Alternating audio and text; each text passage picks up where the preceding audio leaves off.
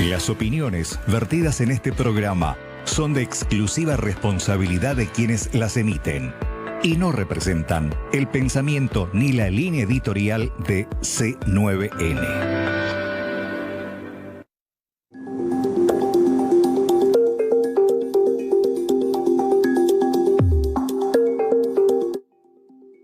Diálogo Franco es presentado por Astillero Aguapé, Frigorífico Guaraní, Puerto Seguro, Lácteos Trébol, Fundación Paraguaya,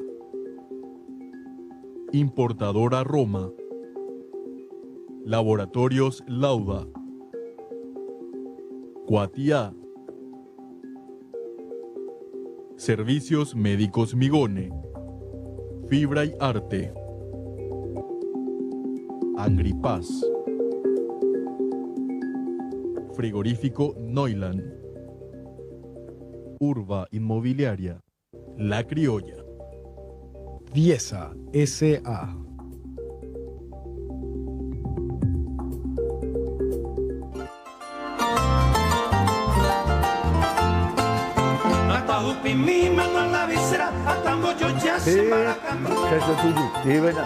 Muy buenas noches, queridas amigas, buenas noches, queridos amigos. 4 de julio, lo más cercano que llegaron los bolivianos a Asunción fue hasta el Fortín Nanagua, que está en línea recta aproximadamente 150 kilómetros de Concepción.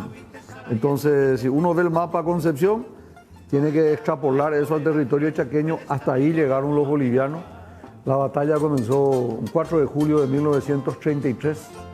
Los bolivianos usaron todo lo que tenía. Por primera vez utilizaron tanques, aviones, lanzallamas, ametralladoras.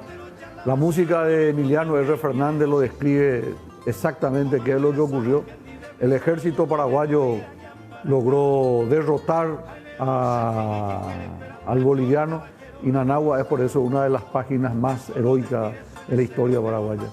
Gratitud, lor a los héroes, a los beneméritos, a los defensores del Chaco paraguayo, en la persona de sus comandantes, el mariscal José Félix Estigarribia, el encarnaceno Luis Razábal, teniente coronel Francisco Brizuela, mayor Rafael Franco, mayor Caballero, y por supuesto hay que citar el entonces capitán Rovira, que era jefe de artillería y que fue uno de los responsables. Muy poco conocido y muy poco valorado, Rovira tiene que ser en algún lugar elevado también conjuntamente con los otros héroes de la guerra del Chaco.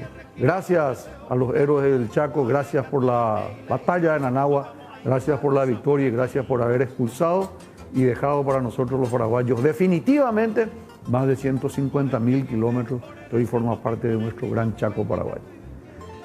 Comenzando entonces con este reconocimiento a Nanagua y la música inmortal de Emiliano R. Fernández, que la producción nos está obsequiando, vamos a presentar a nuestro invitado del día de hoy, el licenciado Alfredo Guachiré. Alfredo, buenas noches. Buenas noches, Federico. Buenas noches también a la teleaudiencia. Alfredo Guachiré, algunas cuestiones me explicaste. Vos sos ciberactivista, licenciado en ciencias sociales, estuviste trabajando también en la parte de marketing, pero te gusta el periodismo de investigación y estás incursionando mucho dentro de ese rubro, a tal punto que incluso me comentaste vos que te amenazaron por tus publicaciones. Sí, Federico. Mira, llevo más de 300 publicaciones de investigaciones, tanto sobre corrupción, lavado de dinero, narcotráfico y contrabando. Son temas que suelo tocar. Y en una de las investigaciones que realicé en febrero o marzo de este año sobre el exdiputado Juan Carlos Osorio, recibí amenazas y también hostigamiento en redes sociales. Las amenazas había recibido en mi WhatsApp. Y bueno, los colegas periodistas me hicieron la cobertura y finalmente tuve un resguardo policial por mucho tiempo en mi casa. De hecho, me tuve que mudar a otro lado y así. Esos son un poco gajes del oficio. Alfredo, dos cosas. La primera es agradecerte por estar presente, por haber compartido con nosotros. La primera vez que creo que compartimos así de frente, y te suelo seguir en las redes sociales, veo tus publicaciones Y cuando habíamos hablado el viernes me dijiste que temías por tu seguridad, que temías por tu vida. Entonces, lo que vayas a decir ahí, felizmente antes de comenzar el programa, dice todo lo que se dice en este programa es de responsabilidad, en este caso mía y también de alguna manera tuya. Así que las cosas que quieras decir, podés decirlo, la que esté seguro y tenga la documentación con más razón. Y si no, yo creo que la gente va a entender el hecho de que vos no te animes de repente a dar nombres si no tenés toda la información. Porque lo que vamos a tocar hoy son temas que guardan relación con un estado de mucha inseguridad. Paraguay se ha convertido, y es de público conocimiento, queridos televidentes, en un estado narco. Hay una cultura narco. Se considera normal que de repente el novio, el amigo, el compañero, el colegio esté metido en el micro o en algunos casos, Dios nos guarde peor, en el macrotráfico. Lo mismo que el lavado de dinero. Esa música cambalache de Disópolo, más que nunca Disópolo tenía razón cuando decía que acá da lo mismo, sea lo que fuera. Hoy el licenciado Alfredo Gutierrez va a tratar de explicarnos por qué Paraguay es un estado narco, por qué Paraguay es un estado en donde se hace lavado de dinero. Y no es un tema que le afecte solamente a las autoridades del gobierno, sino que nos afecta a todos, a mí, a vos, a cada uno de nosotros, los que están viendo este programa. Vamos a tratar de ver y vamos a seguirle con mucha atención al licenciado Alfredo. Si te sentís cómodo, podés pasar adelante. Vos tenés una exposición, entonces a partir de este momento vamos a escucharte atentamente, licenciado. Muy bien. A mí me gustaría, y le suelo llamar así, ¿verdad? No quiero hablar de narcoestado, pero sí de un narco-Guay. Un Paraguay penetrado del narcotráfico, también el contrabando y la corrupción. Pero sintetizando un poco, yo le suelo llamar en las redes sociales, en mis artículos, narco-Guay. Y esto es muy importante porque siempre estamos hablando de corrupción y así como la corrupción es un problema para el Estado, también el narcotráfico y el contrabando, y estas dos cosas, y digo acá como punto principal, ha vulnerado todas las instituciones del Estado. Y esto también tengo que decir, esto ya no depende, Federico, no tenemos que nosotros establecer estrategias en base a lo que es el peligro del narcotráfico y el contrabando, en base a la honestidad de una persona. No podemos esperar luchar contra el narcotráfico esperando la honestidad del funcionario público, los jueces o los fiscales, porque esto ya pasa un poco más de esto. Los fiscales pueden estar bajo presión, pueden estar secuestrados. Además, las últimas cosas que vienen pasando. Tenemos uno asesinado. Claro. Y además hay muchos empresarios que se dedican al comercio internacional que están presos actualmente, que estuvieron involucrados en el contrabando. Nosotros no sabemos las personas que se dedican al comercio internacional si están llevando realmente producto, valga la redundancia, producto del trabajo, o solamente están llevando cocaína. Ni ellos saben si es lo que está llevando, porque el narcotráfico, mientras exista un mercado de la cocaína, va a necesitar empresarios, y esos empresarios hasta tal vez pueden estar obligados muchas veces a acceder a llevar esa mercadería, o sencillamente, como lo están haciendo ahora, están abriendo los contenedores para llevar esas cocaínas a Europa. ¿Por qué decir que los empresarios están presos y que ellos llevan sin querer de repente? Yo creo que lo que llevan son personas que están decididos, utilizan la fachada de un comercio para llevar productos, esas pinturas que se llevaron, de repente eso, la parte del carbón, adentro tenían, o sea, para mí que esa gente tenían todo preparado para llevar droga. Eso es lo que se supone que está ocurriendo.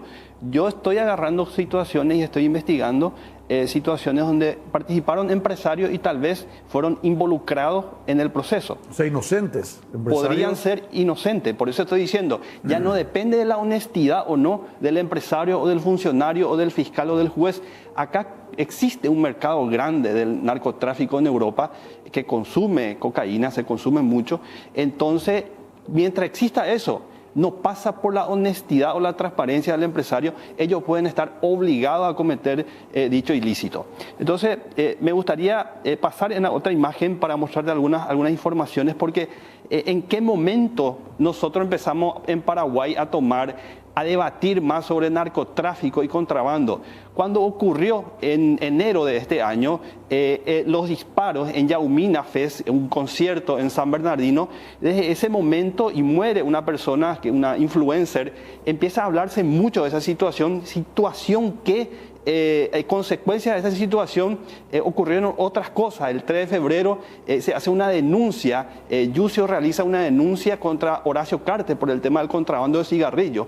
Paralelamente se hace un operativo TURC, conocido, es una cooperación internacional con el Brasil, donde se escapa un narco, Lindomar Reges. Paralelamente a eso se presenta un libelo acusatorio contra Sandra Quiñones. Y esto también, ya día después, el 21 de febrero, se le vincula a nada más y nada menos que al ministro del Interior con el narcotráfico, el caso de Marcos Vinicius. Terminó haciendo que el ministro del Interior renuncie en ese momento. Toda esta situación ocurrió, pero rápidamente, en una escalada de cosas. Después, inmediatamente, 21 de febrero, se inicia a ultranza la operación. ¿Por qué vos considerás, por ejemplo, el asesinato de Vita Aranda y no el de Schwarzman, que podía haber sido el punto de inflexión también? También, pero eso fue más internamente, una pelea interna de ellos, entre ellos. Sin embargo, la de la influencer fue un impacto nacional, porque ahí empezamos a decir, los padres, la gente de clase media se empieza a preocupar de verdad de la situación, de la violencia que está causando el narcotráfico, porque anterior a esto ocurría que había una cultura narco. Había una cultura narco, hasta música de narco ahí, que a la gente se le decía, bueno, si vos te dedicas a esto, todo bien, yo no te voy a molestar, pero vemos que no es así, porque el narcotráfico produce violencia. Y lo de la señorita que estuvo en Yaumina Fest, que es una influencer, causó un revuelo a nivel nacional, y ahí fue un punto de inflexión, porque ahí decimos, mi hijo puede estar en un concierto. Eso sí. Mi pariente puede estar acá. Sí, sí. Porque ya llegó, los narcos llegaron a la zona más urbana de Asunción, y en este caso fue en San Bernardino. Correcto. Todo esto hizo que se inicie a ultranza, que es la operación más grande. Estamos hablando de 37.000 kilos de cocaína incautadas.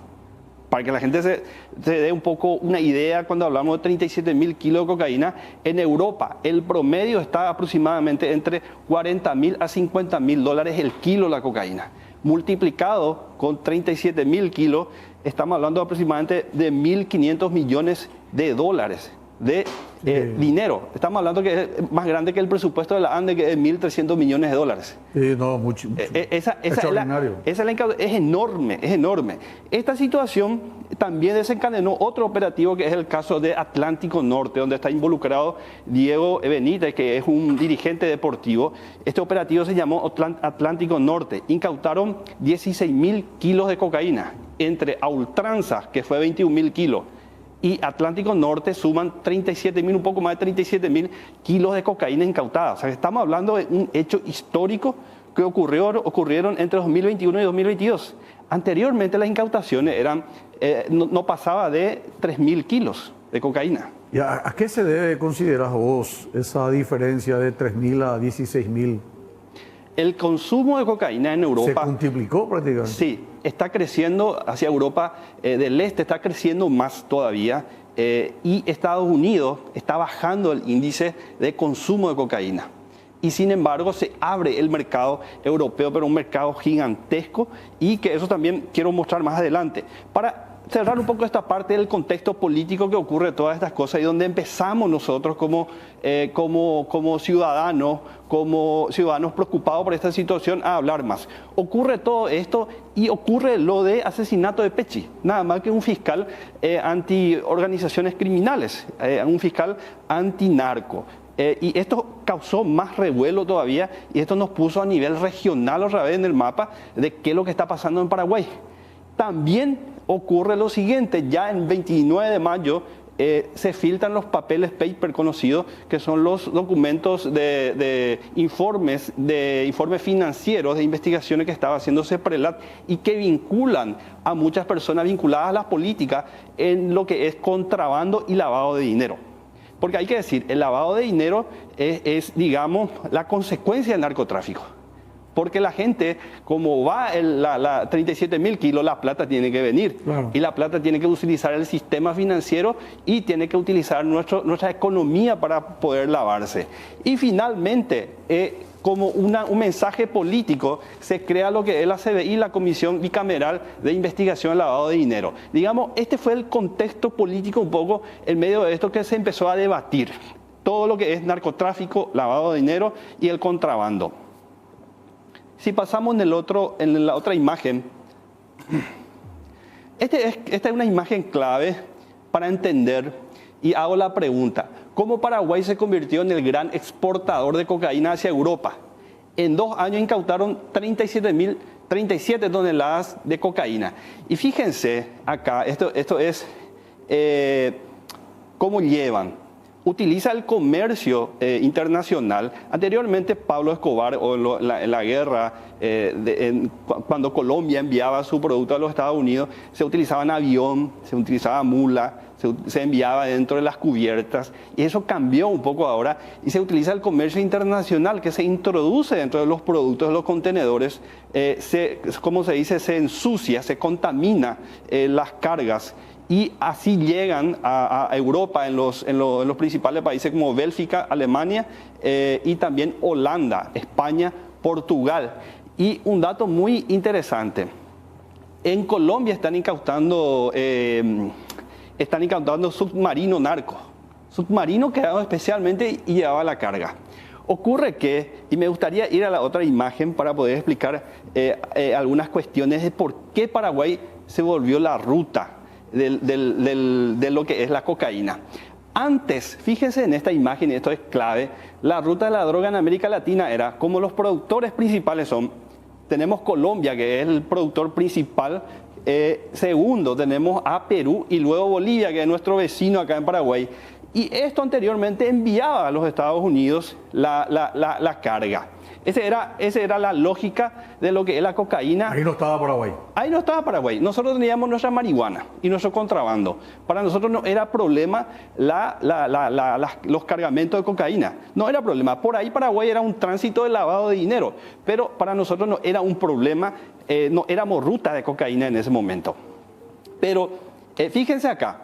Colombia, Perú, Bolivia, los productores. Y ellos directamente llevaban esto, utilizaban a México para llegar a Estados Unidos.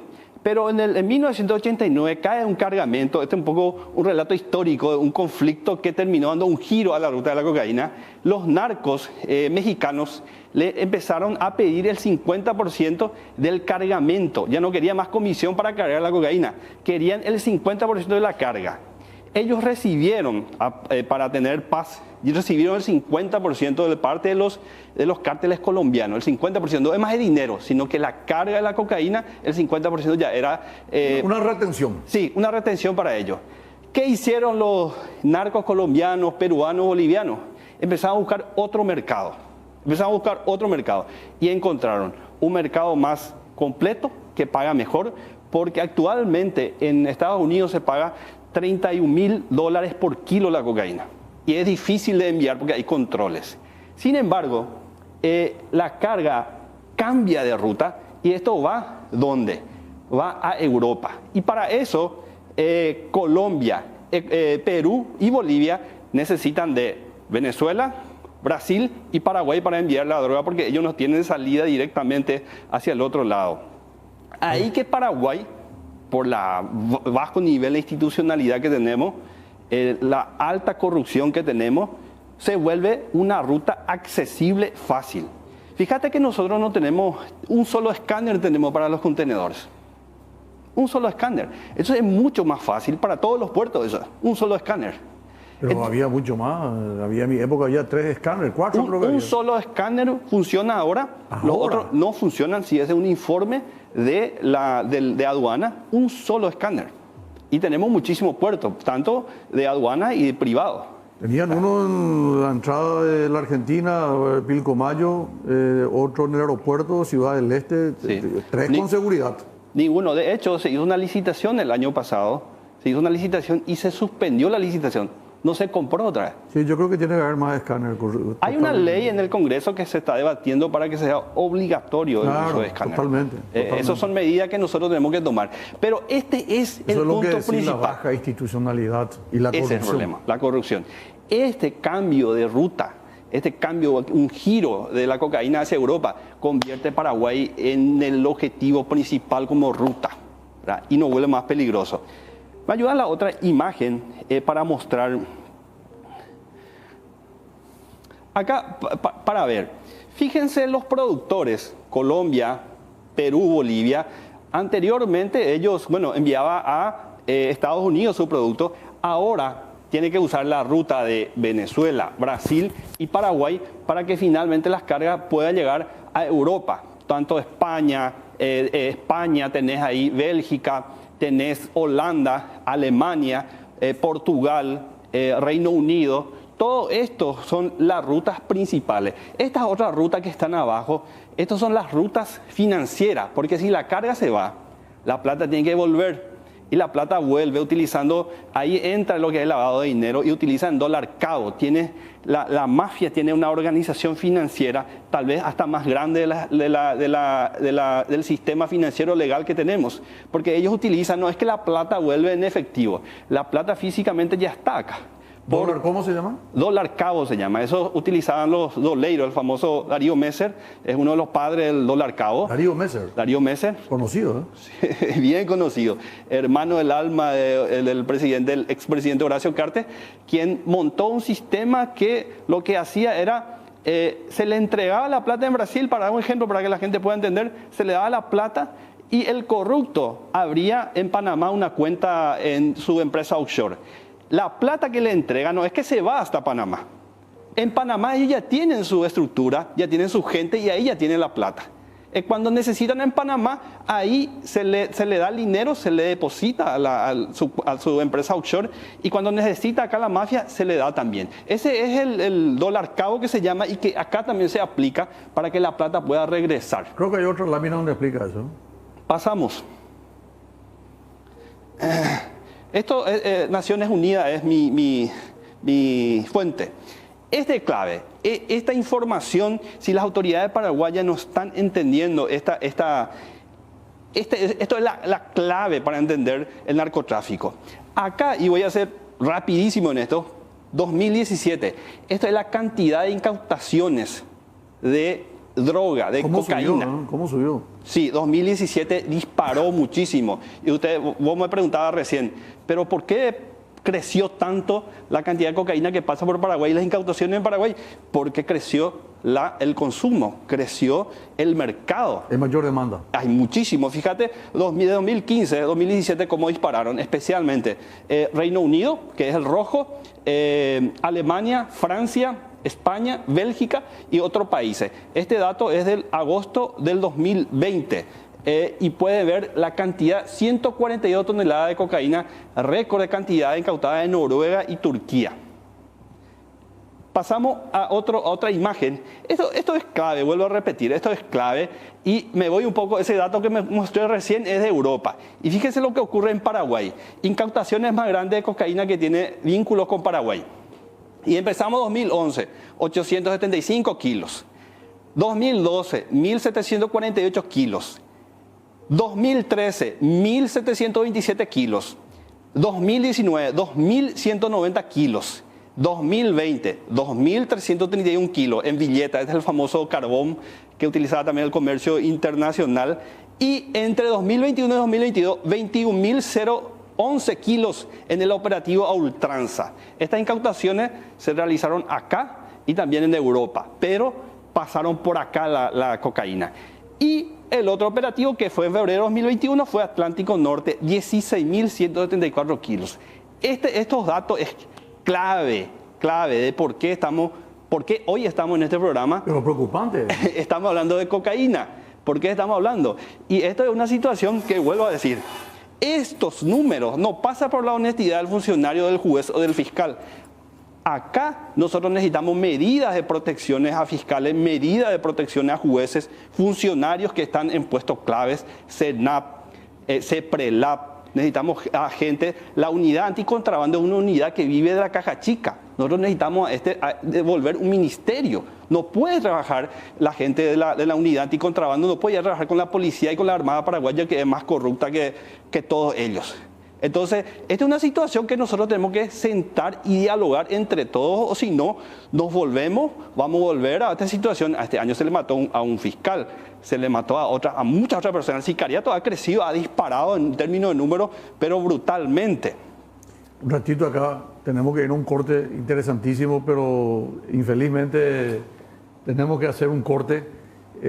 A la vuelta de la pausa, licenciado Alfredo Guachiré, quiero que nos responda si no confiamos en la policía, si no confiamos en la Armada para poder combatir al contrabando, ¿en quién podemos confiar?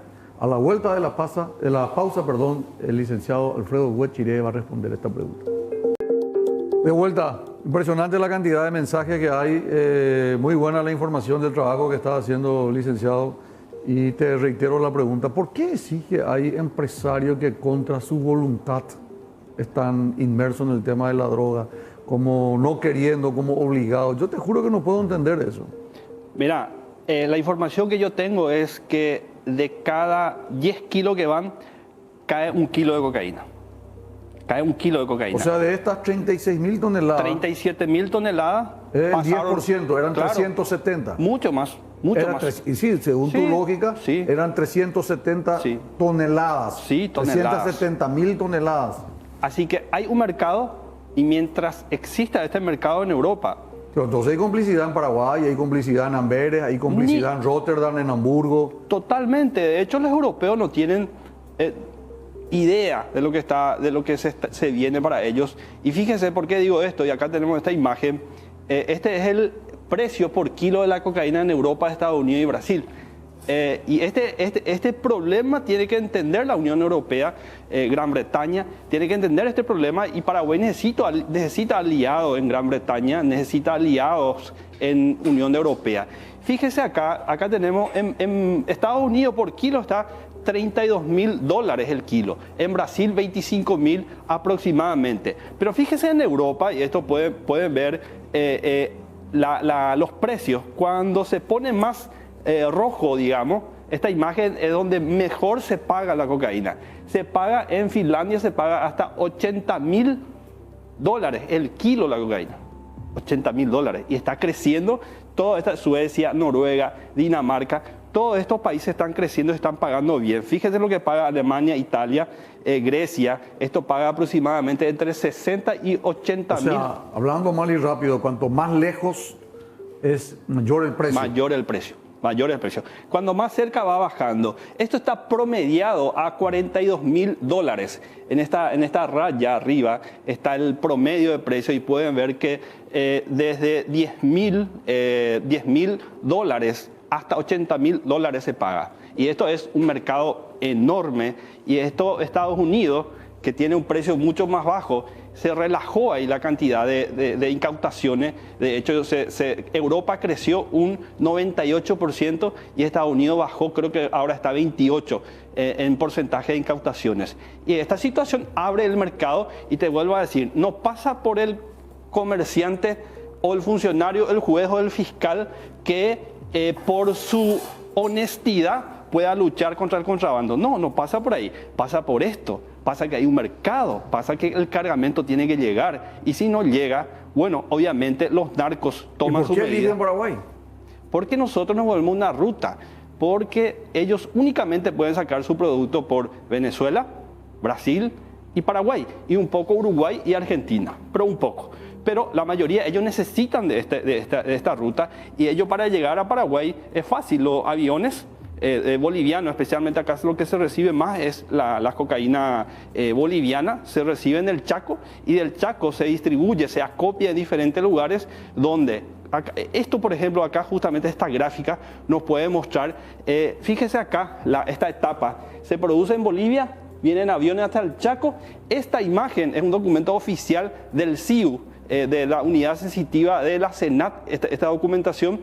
llega al Chaco, del Chaco distribuyen y tenemos casi 14 aviones que fueron incautados en el operativo a ultranza. Todos estos aviones prácticamente nos quedamos sin pilotos porque cayeron 6, 7 pilotos aproximadamente, y todos estos aviones redistribuye internamente, se va a San Pedro, se va a Caguazú, Ciudad del Este, diferentes lugares. No tienen radar, no tienen control. No tienen, hay control. Luego distribuyen esto. Hay gente acá pueden ver al famoso Tío Rico. Este es el famoso Sebastián Marcet, el uruguayo, que es la cabeza principal de todo esto. El Tío Rico no es el pastor Es el hermano del pastor. El Tío Rico es el hermano del pastor. José Isfrán. Movimentista, ¿cómo se llama la religión? Avivamiento. Que es un avivamiento, es una línea de la religión colombiana. Okay. Por eso él viajaba mucho. Bueno, y esto ellos envían en cargamento, camiones de doble fondo, enviaban hasta subir a un contenedor, un camión grande, y bueno, esto viaja por el agua y llega a Europa. Este es un documento oficial, de hecho tiene el sello de la Senat. Este es parte del documento del CIU, y este es el circuito de ingreso, tránsito, acopio, preparación y distribución. Como si fuera poco el problema de la cocaína, también tenemos el problema de la marihuana. Y fíjese algunos números. Y acá es otro debate que hay que abrir sobre la marihuana. Fíjese, Paraguay aproximadamente tiene 20.000 personas que trabajan clandestinamente en lo que es la producción de marihuana para distribuir especialmente en 4 países: Brasil, Argentina, Uruguay y Chile. Acá en la región. Atender los datos. Paraguay es el mayor productor de marihuana en Latinoamérica. Ese es un punto clave. 7.000 hectáreas aproximadamente tenemos de plantación. En plantación por kilo, Federico, se le paga $6 el kilo al productor. Estamos hablando aproximadamente de 50.000 el kilo, ¿verdad? Obviamente muchos de los agricultores prefieren la marihuana en vez de otro tipo de producción porque le deja más ganancia, pero es $6 el kilo, nada más se le paga. Ahora, cuando pasa al Brasil en manos de criminales, mira el precio, $2.000 por kilo.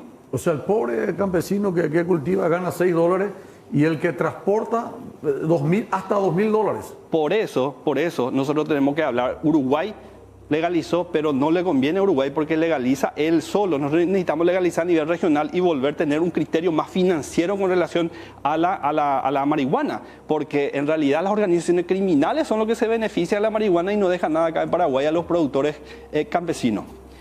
Caso de Osorio que estuvimos hoy hablando. Osorio, el diputado en su momento... Las famosas llamadas. Sí, los famosos audios, ¿verdad?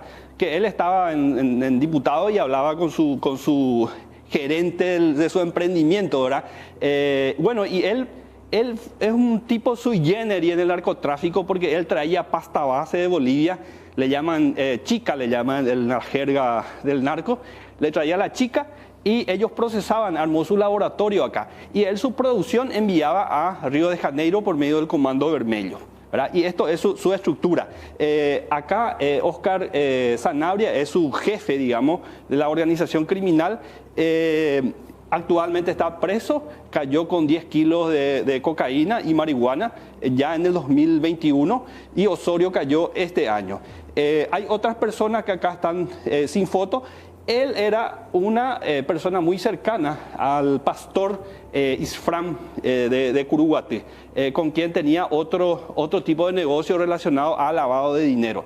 Pero esta era su estructura principal y acá por medio de una persona tenían conexión directamente con Cascán, es el líder de Comando Vermelho, porque actualmente está preso también, era el nexo con el Comando Vermelho.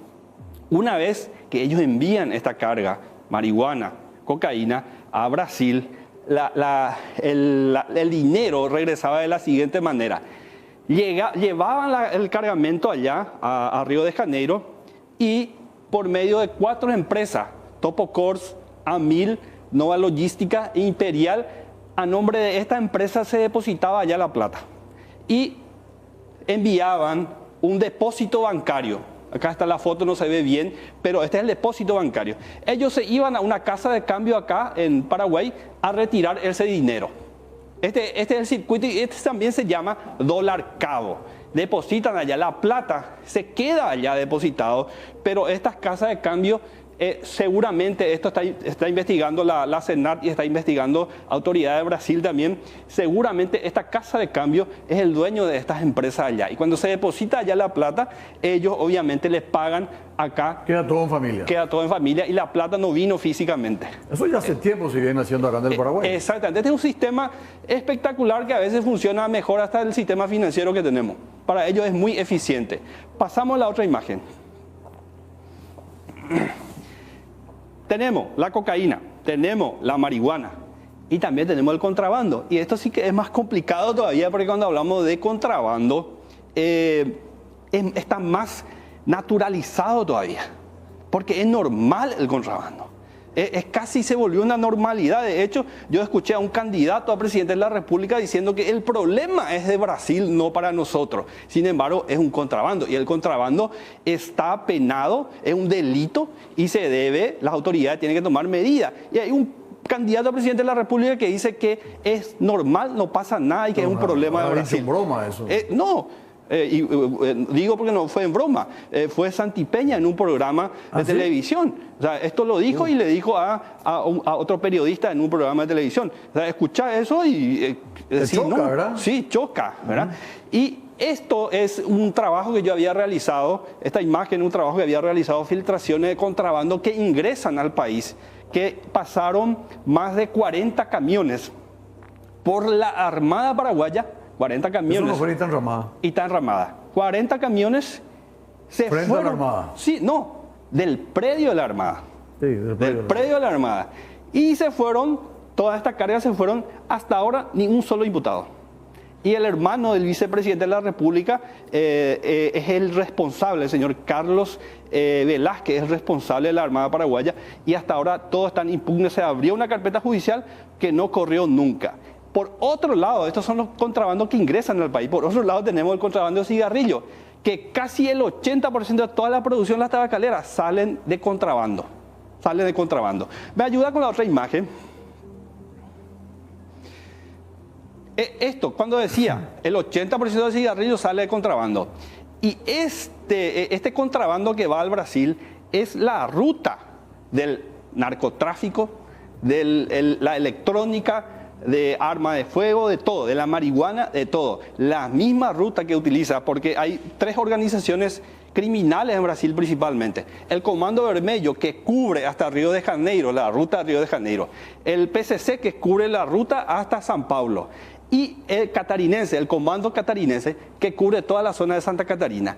Estas 3 organizaciones criminales son las organizaciones que dan soporte al contrabando de cigarrillos. Y fíjese estos números, 2.800 millones de cajetillas de cigarrillos al año se produce.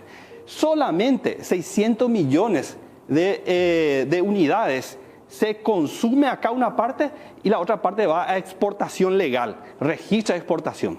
El resto, 2.200 millones de cajetillas, contrabando, que deja de pagar impuestos a la renta empresarial, que fortalece a los grupos criminales.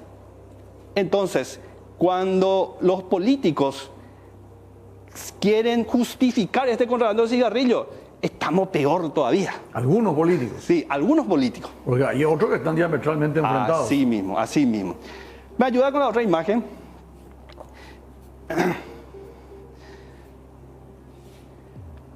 En todo esto, otra vez, tenemos el caso, porque si tenemos contrabando, si tenemos narcotráfico, si tenemos contrabando que ingresa y salen, si somos un país debilitado para el narcotráfico, más debilitados somos todavía para el lavado de dinero. Dijiste un país con baja institucionalidad y con alta corrupción. Este mes se tiene que definir si Paraguay entra en la lista gris de Gafilap. ¿Sí? Es sumamente preocupante. Y acá le tenemos en pantalla, y esto yo hice esta imagen y me hago cargo de esta imagen, de hecho ya hice publicación en el artículo. Existen más de 18 filtraciones de documentos de la CEPRELAC que remitió a la Fiscalía que involucran a aproximadamente 30, 40 personas, todos esos informes, y uno de ellos es el diputado actual el diputado Erico Galeano, que hay presuntos vínculos de este diputado con lavadores de dinero y narcotráfico y contrabando. Y esto es lo que dice el informe. ¿Me ayuda en la otra imagen? Es grave, lo que está diciendo es grave, ¿eh? Esto está en el informe. Y fíjese, este es el documento oficial para que no diga que Guachiré dijo. ¿Este informe es de quién? ¿De la Secretaría de Seprelat? Exactamente. Este es parte del informe que se envió a la Fiscalía. ¿Y cuál es la hipótesis? Y le voy a leer una parte de la hipótesis. Dice lo siguiente, que Erico Galeano ha creado esquema transnacional por medio de la creación y administración de empresa en la que ejerce la representación legal y la titularidad para colocación de dinero en efectivo obtenido presumiblemente del negocio del contrabando de cigarrillos. No digo yo, esto dice el informe oficial. Este informe es el informe 04 de 2022. Esta es la hipótesis que maneja la autoridad para investigar a Erico Galeano. ¿Me ayuda con la otra imagen? Estos son los tres informes sobre Erico Galeano. Atiendan bien, 80 reportes de operaciones sospechosas en el sistema financiero tiene Erico Galeano. ¿Quiénes realizaron estos reportes de operaciones sospechosas? Realizaron escribanos, bancos, cooperativas y otros. Asimismo, estos tres informes, a partir de todos estos reportes que recibía la CEPRELAT, realizaron en la CEPRELAT tres informes que tienen fecha. El 07-03-2022, ahí está el número, tres informes que involucran a Erico Galeano con esquema de lavado de dinero sucio proveniente del contrabando de cigarrillos. Estos son informes y son oficiales. Acá creo que son de marzo, abril y ahora de mayo. De mayo. Exactamente, exactamente. Me ayuda con la otra imagen. Esto recién vimos, pero vuelvo a resaltar. Esto está en el informe de todas estas filtraciones que se realizaron. ¿El público ya le imputó por esto? No, nada. Está bien. Nada, no pasó nada. Ve, la otra imagen más, otra imagen. Algunos datos muy llamativos. El diputado Erico Galeano registra la titularidad de numerosos inmuebles. Fíjense, Capiatá tiene 18 inmuebles. En Fernando de la Mora 1, Hernandaria 2, Isla Pucú 5, Itagua 4, San Lorenzo 3, Villa Florida 1. 34 inmuebles a su nombre, de los cuales, fíjense, yo revisé su declaración jurada de 2018 y acá registra 23. En la declaración jurada rectificada que sale a raíz del escándalo de ultranza donde él le vendió una propiedad a un narco, él se fue a rectificar y de ahí ya aparece 27. Pero en el informe de inteligencia financiera de la CEPRELAT aparece 34 inmuebles.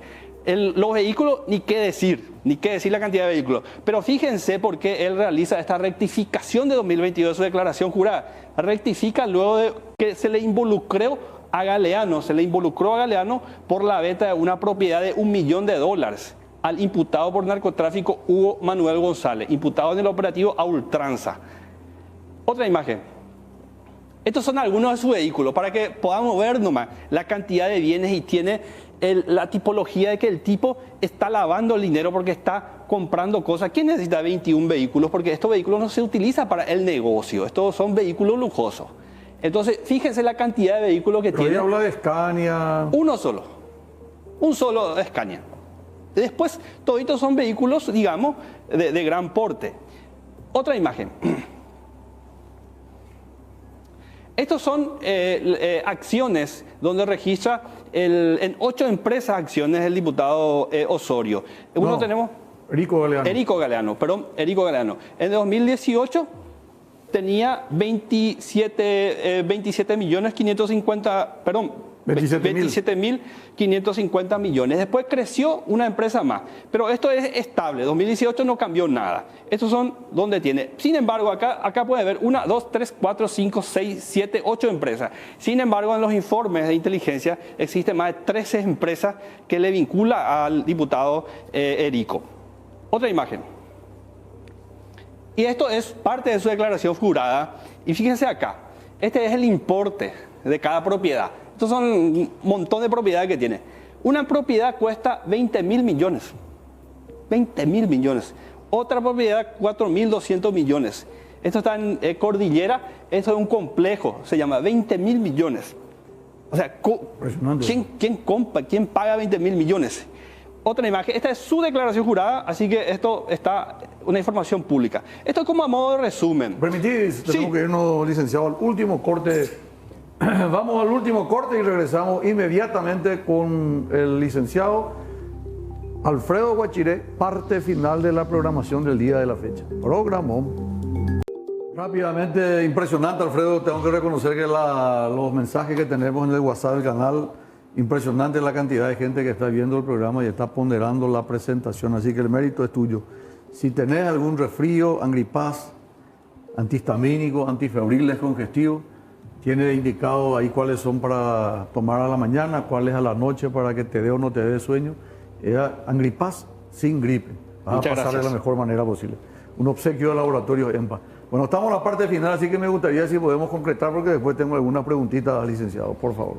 Muy bien, para hacer un resumen, el caso de Erico, porque hicimos un análisis general desde México, Colombia, Europa, Bélgica. Bueno, pero nosotros tenemos algunas cuestiones, que la consecuencia de todo esto es que la plata se tiene que lavar y la plata tiene que ingresar al sistema. Y existen 3 informes de inteligencia financiera sobre Erico Galeano y la Fiscalía hasta ahora no movió nada hasta donde yo sé. No sé si mañana se le imputan y me callan la boca. Pero claramente en un informe, primeramente un informe de CIU de la SENAT, la Secretaría Antidroga, le relaciona por un lado con Hugo Manuel González, que es la hermana de la abogada de Ramón González Daer. Emma es el hermano Hugo Manuel González. Está imputado por narcotráfico. Compró de Erico una propiedad de $1 millón e hicieron en efectivo 3.500 millones en efectivo. Y ahí detectaron, el sistema financiero detectó como reporte de operaciones sospechosas de ese momento, porque Erico se fue a depositar ese dinero en efectivo. Esto fue la operación. Entonces, primera, digamos, alerta que saltaron por relación. Sí, exactamente. Y este fue, Hugo Manuel González fue el comprador. De hecho, está imputado por narcotráfico en el tema de a ultranza. El otro, la cabeza principal del operativo a ultranza, donde cayeron más de 21.000 kilos de cocaína. Sebastián Marcet, un uruguayo que se inició con Cartes Vivero, la famosa avioneta que cae con cargamento de marihuana en Uruguay, y era con él, el famoso tío Ramón era su apellido. Él está imputado por narcotráfico, pagó $10.000 para jugar en el Deportivo Capiatá, donde era presidente Erico Galeano. Además, era el sponsor del club, con sus empresas que se utilizaba para lavar productos de narcotráfico. Marcet es indicado como la cabeza principal del operativo Ultranza, que llevaba cargamento de cocaína a Europa. Por otro lado tenemos el socio comercial, que era socio comercial en realidad porque ya falleció, Rubén Catenacci, que es un brasilero. Actualmente siguen los herederos de él como socio de su empresa Mercury Tabaco, donde se supone que todas sus empresas lo que hacían era compraban, según CEPRELAC, compraba y simulaba compra y venta de cigarrillos que salían en realidad de contrabando. El señor Rubén Catenacci, el 80% de las acciones de su empresa Mercury tiene la familia Catenacci, y él estuvo preso por lavado de dinero y evasión de impuestos por 9 años en Brasil.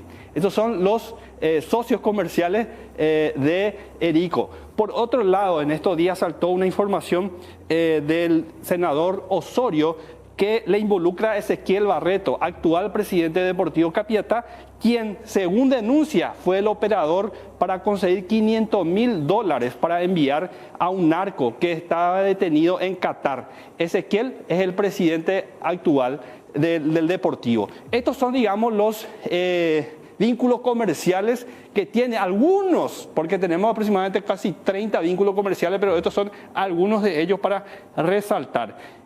Socios comerciales de Erico, todo esto obran en un informe en la Fiscalía, y más el informe CIU que preparó la SENAM.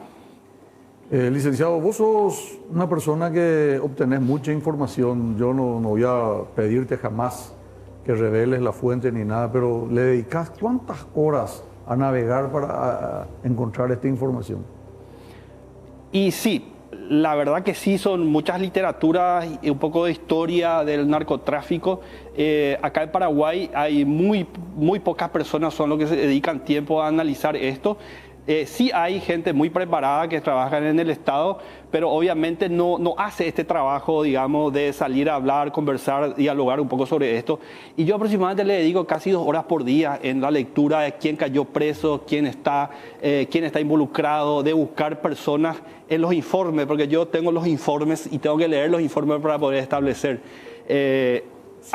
Si en un camión, termino con esto, si en un camión de gran porte, un Scania como el que estábamos viendo, se pueden transportar algunos productos, cigarrillos por ejemplo, que entre paréntesis, da la casualidad que nunca pasan por el puente de la Amistad, nunca se le vio, no digo en un camión, en una camioneta, en una bicicleta no se le vio pasar el puente de la Amistad, sino que utilizan puntos irregulares, como por ejemplo el lago de Itaipú, para hacer pasar al lado brasilero. Ese mismo camión lleva cigarrillo y puede llevar perfectamente otros productos, ¿verdad? Cuando decís que es la misma hoja de ruta, estás afirmando que se lleva productos de contrabando y además droga.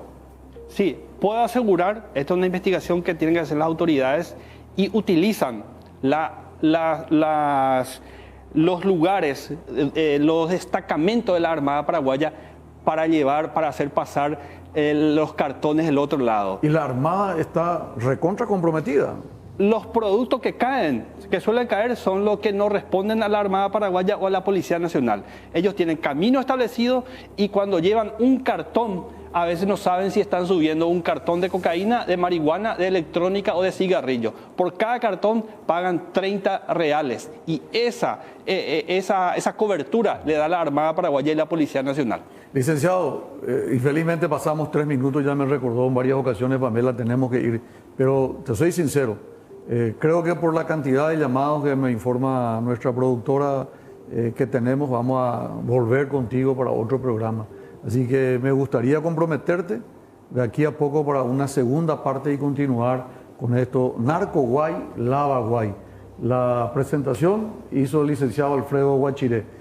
Nosotros tenemos algunos libros que quedaron de la semana pasada, vamos a sortear. El próximo lunes vamos a entregar a través de las redes sociales de los que nos siguen, por favor.